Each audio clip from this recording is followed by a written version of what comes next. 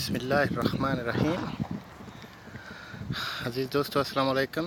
یہ میں بالکل بحیرہ احمر کے پاس کھڑا ہوں۔ سامنے مصر کا سرحدی ایریا نظر آ رہا ہے۔ یہ ان کی سینا علاقے کا بارڈر نظر آ رہا ہے، سمندر کے اس سائڈ پہ۔ شاید یہ 7 کلومیٹر کا ایریا ہے۔ سامنے ان کے پہاڑ نظر آ رہے ہیں اور سورج غروب ہو رہا ہے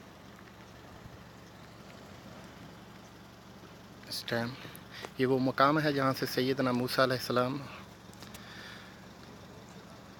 اپنی قوم کے ساتھ نکلے تھے فرعون کے لشکر کے ڈر کی وجہ سے۔